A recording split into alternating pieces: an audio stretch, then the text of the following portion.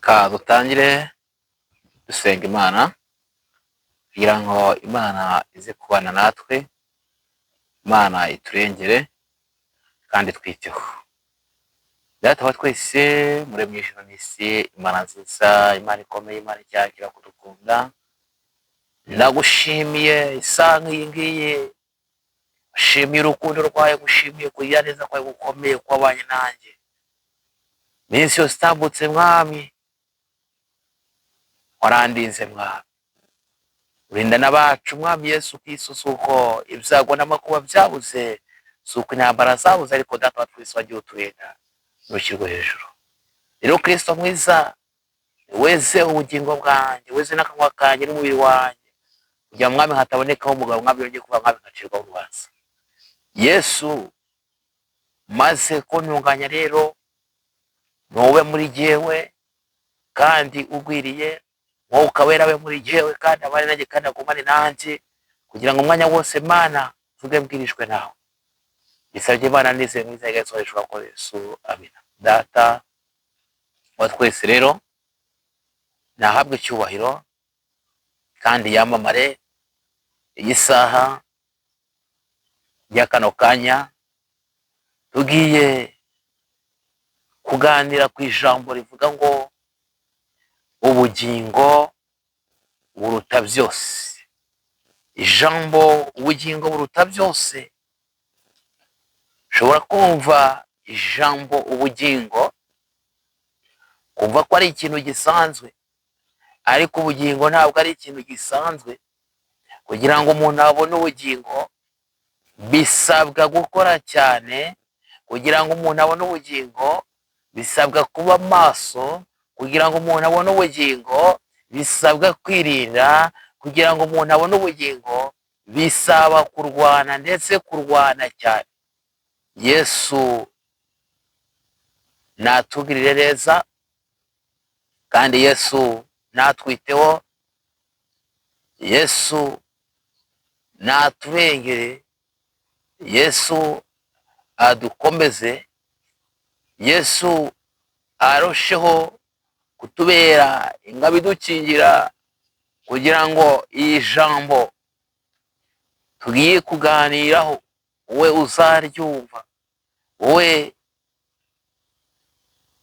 uzagirirwa ubuntu bwo kugira ngo utekereze ku bugingo bwawe. Utekereze, ese ubugingo bwawe burinzwe bute? Ese ubugingo bwawe buri mu biganza by'ishobora byose? Yesu natugire neza. Reka dusome igitabo cya Yobu, ni ibice 2 n'umurongo wa 6.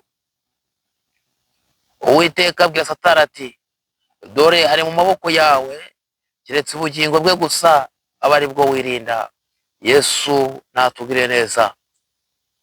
Twongere dusome igitabo cya Luka, ni ibice 12 n'umurongo wa 15, nawe twumve uko hatubwira. Haratubwira ngo, arababwira ati, mwitonde kandi mwirinde kwifuza kose, kuko ubugingo bw'umuntu butava mu bwinshi bw'ibintu bye.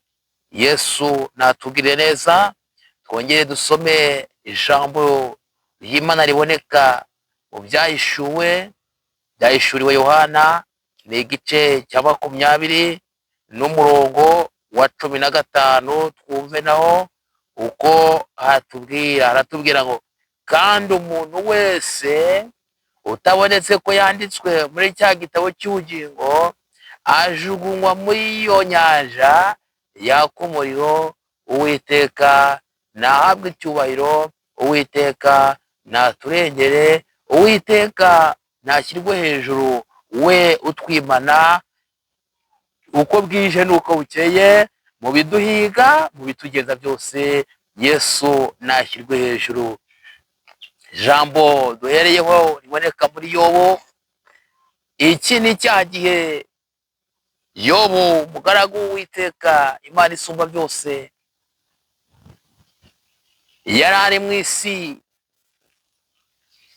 atuje, atekanye, Imana yaramuhaye amashyo, yaramuhaye abagaragu, yaramuhaye abaja, yaramuhaye urubyaro. Hanyuma ngo Imana iri kwitemberera, iri kugendagenda, ngo ihura na Satani ngo arimo atembera azerera. Satani kuko ahora azerera ahura n'Imana, kuko Imana iyo umuntu akoze neza, umwana wayo yitwara neza, Imana ijya yirata abana bayo yuko bari imbere ya Kristo, yuko bari imbere yayo.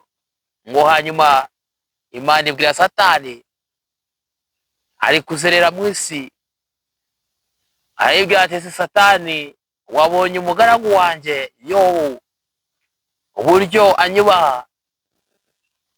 Satani asubiza Imana aribwira ati rwose nta kindi gituma kubaha nuko wamuhaye ubutunzi umuhereza guhirwa mu isi.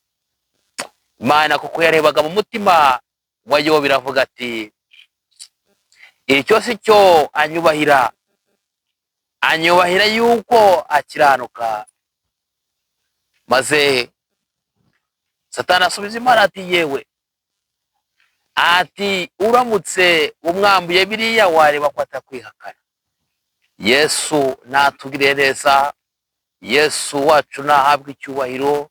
Imana Data wa twese, umutabazi, we umenya ibyo dutekereza mu mitima yacu ndetse no mu bwonko bwacu, we umenya imisatsi iri ku mitwe yacu, ikamenya n'ingingo zacu, nahabwe icyubahiro kuko aratuzi ndetse azi n'amazina yacu. Yesu natugire neza. Maze Satani asaba Yobu, amaze gusaba Yobu, Imana iramubwira ngo ndamuguhaye, genda ukore ku byo byose, ngo ariko wirinde ubugingo. Yesu natugire neza. Imana ibwiye Satani ati yewe Satani we, uhawe byose kuri we uretse ubugingo. Haleluya.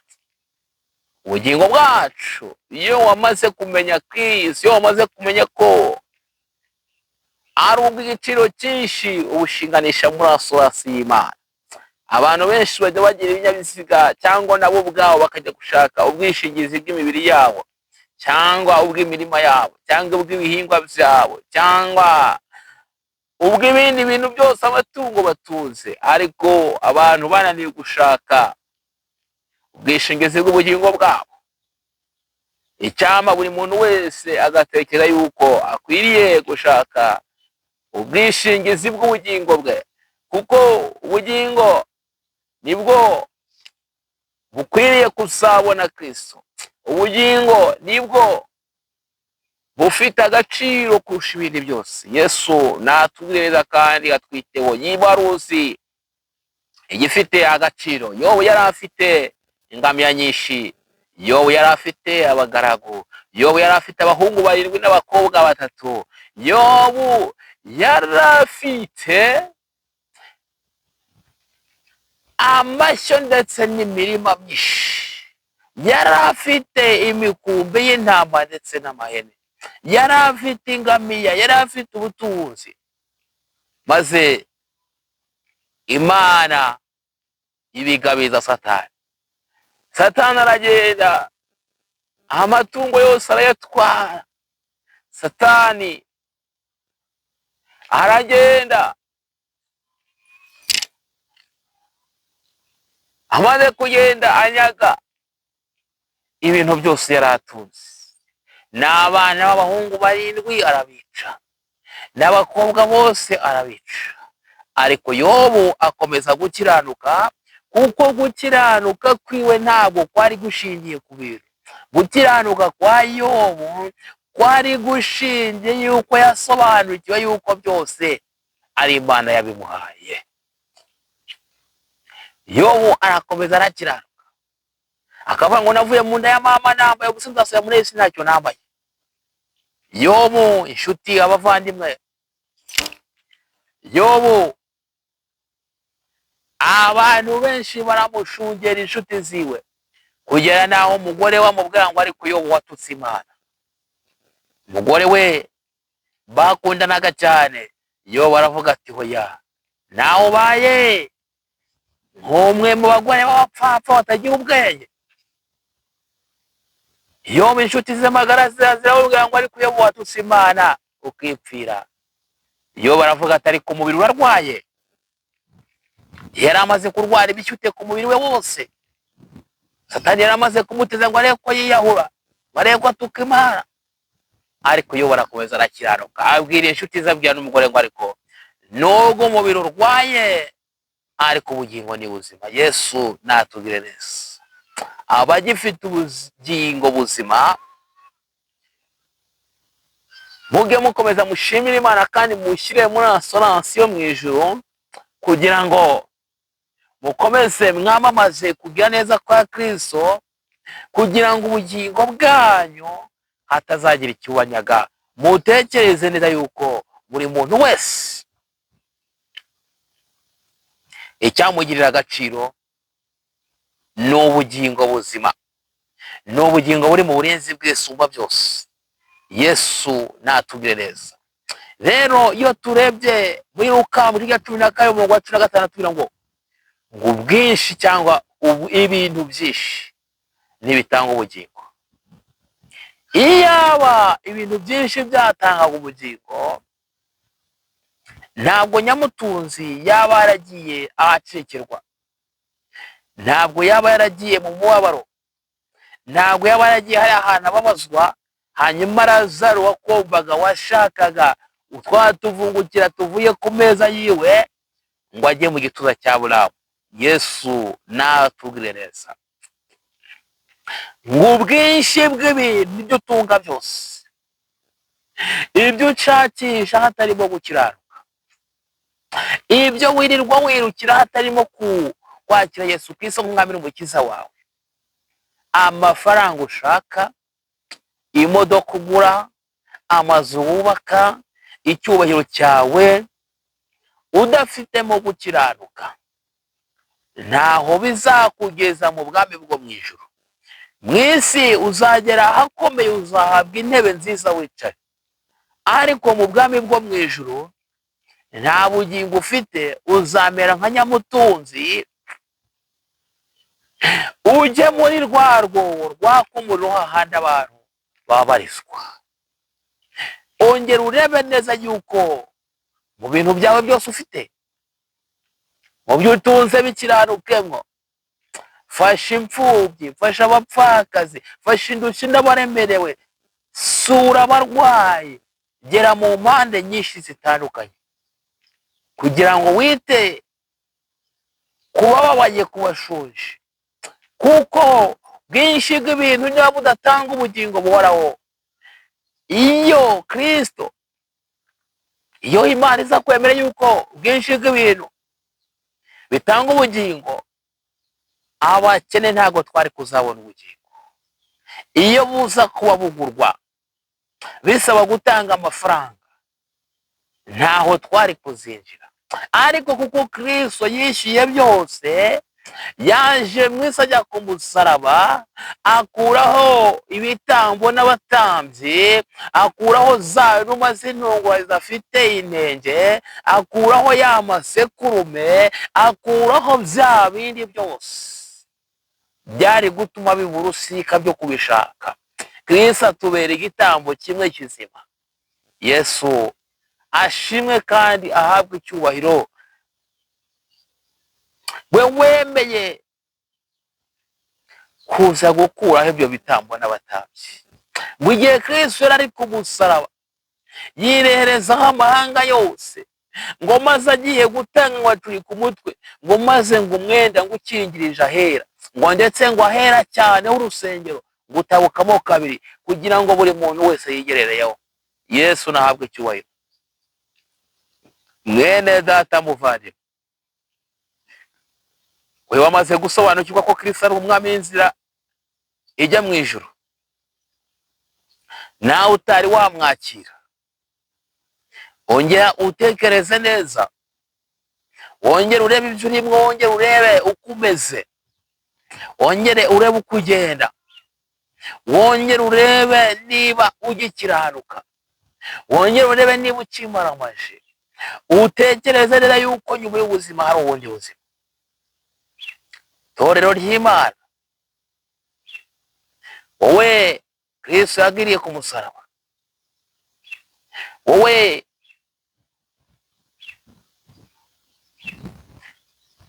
wemeye gutera intambwe ngo uve muri Uriya w'Abakaludaya nk'uko Aburahamu yavuye muri Uriya w'Abakaludaya akajya mu gihugu Uwiteka Imana yaramuhamagaye. Ese ntabwo ugihirimbanira gushaka iby'isi gusa? Iby'isi ni byiza, turanabikeneye kuko bidutungira imibiri ndetse bituma tubana n'abandi, ariko si ubugingo bwo bumeze bute?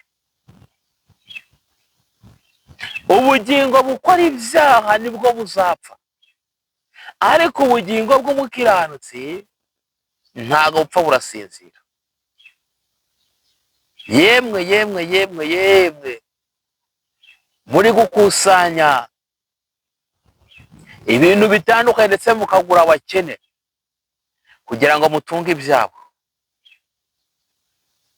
yemwe nimugarukira aho ngaho. Yewe wowe uri kwita abantu kugira ngo ubone ibintu, yewe uri mu mahuguza, mu manza zitandukanye z'amahugu, tekereza neza, tekereza neza, utekereze neza uburyo uri kubana n'Imana.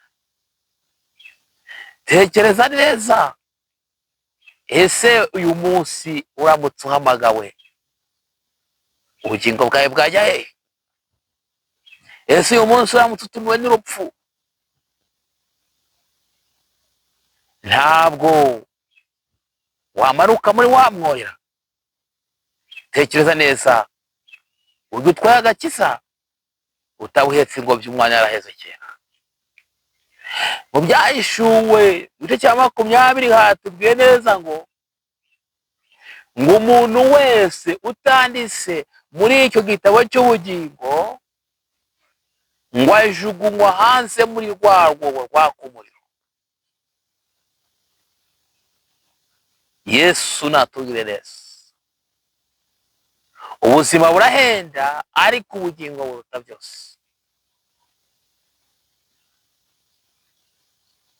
Igituma mvuze ngo ubugingo buruta byose, iyo ugiye mu mateka ya Stefano bamuteye amabuye, bamaze kumutera amabuye aratekereza, aravuga ati ibyo kuntera amabuye, ndabona ururembo rw'ijuru ruri gukinguka, ndabona aya mabuye bari kuntera bari kunsunikira mu bugingo buhoraho. Haleluya! Ngo maze Stefano ngo arabasabira ngo Mana ubabarire kuko batazi icyo bakora, ntubabareho icyaha.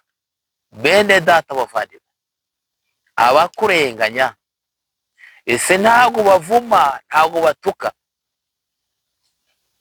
Marayika ari kurwana n'abadayimoni kuri wa murambo wa Mose, ntabwo marayika yatekereje avuma Satani, oya, ahubwo yaramubwiye ngo Uwiteka aba ari guguhana. Yesu natugereza, ntabwo dukwiriye muri ino minsi ngo hariho abatuka ibyo bazi n'ibyo batazi. Dukwiriye rero kumenya neza yuko ubugingo buruta byose. Hari abantu basenga basaba ibintu, ariko igifite byose, cyangwa buri muntu wese agasenga asaba ubugingo, kuko ibyo abantu basaba Imana ngo ibahe, n'abapagani nabo barabigira, kandi Imana izi ko tubikwiriye. Icyampa uzagira ubuntu bwo kumva kino cyigisho, uhindura isengesho, usenga usaba ubugingo, kuko ubugingo nibwo buzabona Imana. Ibintu byose dutunze mu isi, ibyo imyenda yo kwambara, amafaranga dufite, amatungo dutunze, byose bizasigara mu isi, ntacyo tuzajyana. Ikidakenewe muri ino minsi, ntabwo umugabo akenewe, umugore ntakenewe, inzu ntikenewe, imodoka ntikenewe, amafaranga ntakenewe, n'abana ntibakenewe, ahubwo hakenewe ubugingo. Igitumye mvuze ngo ntabwo bikenewe, si uko bidakeneye mu by'ubu buzima, ariko igifite agaciro ni ubugingo buhoraho. Ni ubugingo buhoraho, ku ijambo ryarambwiye ngo mu minsi y'imperuka hazabaho ibihe birushya, ubwo abantu bazaba bavuga ngo hahirwa ngo amabere atigeze yonsa, ngo hahirwa babaye ingumba, kubera yuko hazaba hariho ibihe bivuga ngo ababyeyi n'abana basubiranemo, abagabo n'abagore basubiranemo. Ngo kuki mutamenyesheje yuko ibihe nk'ibi bigoye? Ariko Kristo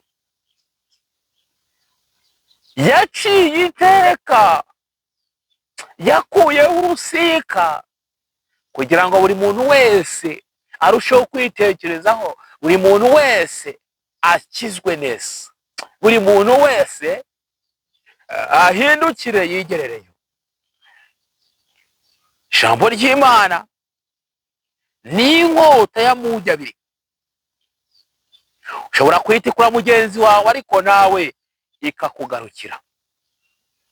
Ese ibyo uvuga, ibyo ubwiriza abandi, we wamaze gukiranuka? Ese ubugingo bwanjye ubwo ni buzima? Ese ubugingo bwanjye umeze bute, kugira ngo mbone uko nkubwira? Nanjye murasaba Imana ngo Imana irusheho kuntunganyiriza ubugingo, murasaba Imana kugira ngo Imana irusheho kundindira ubugingo, kuko uyu mubiri mfite n'ibindi ntuze nta gaciro bizamarira kubwo bwami bwo mu ijuru. Ndasabwa gukiranuka. Rero igihe turimo turasabwa gukizwa igihe cyose, atari uko dufite ibintu, atari uko dukize, atari uko dukennye, atari uko tubyaye, atari uko twariye, atari uko twambaye ubusa. Igihe cyose turasabwa gukizwa ndetse tugakiranuka, ku gato ndetse no ku kanini, tugakizwa aho batuzi n'aho batatuzi. Yesu natugire neza. Ubugingo bugereranya na perimi, hanyuma ibintu nkabigereranya na provisoire. Umubiri ni provisoire, hanyuma perimi mushyire mu bugingo. Provisoire itagaciro, nk'uko umubiri uterwa agaciro, ariko perimi ntabwo igita agaciro, ahubwo perimi igira garanti yaje. Iyo garanti iyo yageze ukavangura amara imyaka 20, urongera ukagenda ukavangwa, ariko ya perimi yanjye mwongere mu ya update. Yesu natugire neza. Impamvu rero ubugingo nabugereranije na perimi, nuko hari igihe tujya dusitara, ubugingo bwacu bukazaho ikizinga. Iyo wasitaye rero, ni kwa kuri tuvuga ngo jya kwa updatingisha, genda wongere ugisubize ku murongo, ukagenda ukongera ukabwira Kristo ngo noneho data, hariya nasitaye, hariya byagenze kuriya, nakiraniwe, ndashaka kugira ngo wongere noneho umhindurire imyambaro, unyambike indi mishyashya. Yesu natugire neza. Provisoire igita agaciro, ariko perimi ntabwo igita agaciro. Icy'ingenzi ni ukubungabunga perimi, icy'ingenzi ni ukubungabunga ubugingo bwawe, kugira ngo buzabone Kristo, kugira ngo buzage mu ijuru, kugira ngo buzajye kuruhuka. Urasabwa kuba maso. bungabunga ubugingo bwawe, nanjye mbungabunga ubwanjye, kugira ngo kiriya gitondo cyenda kugera Kristo azasange tumwiteguye, tumeze nk'abakobwa batanu b'abanyabwenge barenze ibitereko byabo by'amatabaza, kandi bashyira nk'amavuta, kandi bararindira. Rinda ubugingo bwawe. Yo babwirwa ko arwaye, ariko avuga yuko ubugingo bwari buzima. Bene data bavandimwe, ese wowe ubugingo bwawe ni buzima? Ese nta kintu cyabuhumanije? Ese nta kintu cyabusize icyasha? Yesu niyongere atwiteho, Yesu niyongere atwengere, Yesu niyongere adushoboze, kandi atugeze hahandi adushaka akatwishimira.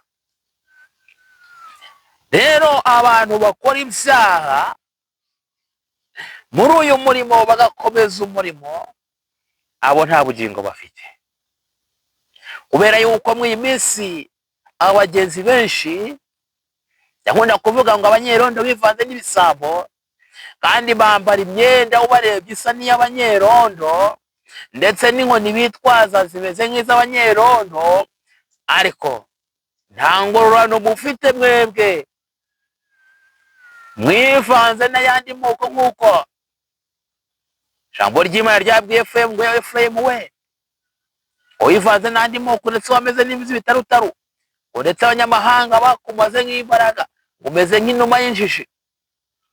Yesu niyongera kugarukaho, kandi Umwuka Wera yongere agusuye ku rugero rukwiriye, uve mu byaha ukora ibyiza, ureke kugenda ubivangavanga, we kumera nka Mose Imana imukura kwa sebukwe Yetiro kwa Labani, iramuturanya iramubwira ngo yewe Mose, ngo genda ujye gukura ubwoko bwawe muri Egiputa. Imana, marayika w'Imana yari mu gihugu cyaka umuriro, ngo atambikishwa no kujya kuhareba. Amaze yagiye kwegera arabwira ngo yewe Mose we, ngo banze ukwetura inkweto kuko aho uhagaze arahera. Mose ajya guhunga, yari yishe umunyegiputa, amwisha mu mucanga. Ibyo rero yumvaga yuko Imana itabibonye, ariko Imana yabanje kuvuga ngo kugira ngo ujye kunkorera, kugira ngo ngutume, banze ukwetura inkweto kuko aho uhagaze arahera. Hari abantu rero muri urugendo, mu babwiriza butumwa bwiza, mu bahanuzi, mu banyemana, mu bakristo, bahagurukanye ubusinzi, ubusambanyi, bahagurukana ubujura, bahagurukana ububeshyi, bahagurukana ubuhemu, babujyana mu ivugabutumwa. Ariko ijambo ry'Imana rirakubwiye ngo yewe wa mugabo we, yewe wa muririmbyi we, yewe wa munyamasengesho we, yewe wa mubwiriza butumwa bwiza we, yewe we witwa ko uri mu rugendo, banze ukwetura inkweto zawe, kuko ibyo ukora n'ibyo wakoze kera Imana yari iriho. Kuko mbere na mbere hariho ijambo yahoranye n'Imana, nta na kimwe mu isi itaremwe nawe. Rero witangirira hejuru utabanje gukuba igisebe cyawe gushyireho umuti, wicyambika urukweto ngo ujye ku gatuti, ngo ujye kwamamaza, ujye guhanura, utabanje gukanda icyo kibyimba. Banza wihane neza iyo myanda yose igushireho, ubone kwamamaza Yesu Kristo ko ari we mwami n'umukiza w'ubugingo bwawe. Kuko niba utarakarabye, niba utarabanje gukwetura inkweto zawe, menya neza yuko uri itiyo ijyana amazi, ariko we nta kikumarira. Umenye neza yuko muri kiriya gitondo nta bugingo ufite, nta n'ingororano ufite. Umeze nk'umukozi ukoreshwa ariko utari buhembwe. Kuko umuntu afite umurima wo guhingisha, kandi ukabona umuntu uzaho guhereza umubyizi w'ubuntu utari bumwishyura, araza agakora. Nawe rero utarakiranutse, nawe utarigize ukwetura inkweto, umeze nk'uwo urakora aho ukora hazera, ariko wowe nta nyungu uzabigiramo. Ikizakugirira inyungu nuko uzakiranuka. Yesu natugire neza. Ivyo byaha Mose yari yarabikoze mu gihe yararagiye intama, niwe yahita kwetura inkweto. Ibyawakoye kera Imana yari iriho ihane none kugira ngo ubone gukurikira Yesu Kristo. Reka gukizwa rero wangana, wiha icyizere ngo abakwanga uzabashaka ubabure. Ese wowe abakwanga cyangwa abo wanga ntibazakubura? Reka gukizwa wangana, reka gukizwa wangana, kiranuka igihe cyose, bana n'Imana neza, ubane n'Imana uca bugufi, ubane n'Imana igihe cyose, ubane n'Imana mu gihe gikwiriye n'ikidakwiriye, ubane n'Imana kugira ngo umenye neza yuko ubugingo buruta byose. Ubugingo buruta byose rero, icyama ukongera ugatekereza neza yuko ubugingo buruta byose, kandi ubugingo bukijijwe, ubugingo bukiranuka nibwo buzabona Imana. Reka rero mwene data, wongere utekereze neza ko ubugingo bwawe bumeze, utekereze niba ubanye n'Imana, uko ubanye n'Imana. Natwe twese natuye neza kandi atwiteho. Rero icyigisho icyampa wowe uzacyumva kikajyaho kigukura, ugatekereza uko ubugingo bwawe ubanye n'Imana, bateneze Imana niba ikubona kandi akakwishimira. Data wa twese, muremye ijuru n'isi, Imana nziza, Imana ikomeye, Imana ikiranuka, ndagushimye ndakunezerewe Kristo. Nezere neza n'ubutware bwawe n'urukundo rwawe. Mana ntuhabwe icyubahiro. Iyi saha rero iri ryari ijambo ryawe riherekeze Mana. Ubugingo buruta byose, nta na kimwe mu isi buhwanye nacyo, nta na kimwe buzabana nacyo.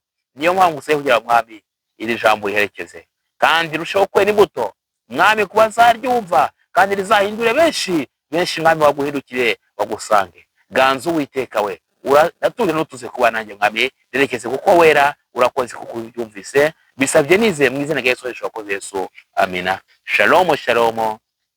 Telefone yanjye ni 0788 956 384. Amahoro y'Imana nabane namwe kandi mugumane. Kuri YouTube channel ni Pierre 250 TV. Mwadukurikira kandi inkunga zanyu zirakenewe. Yesu naduhana umugisha. Shalom shalom shalom.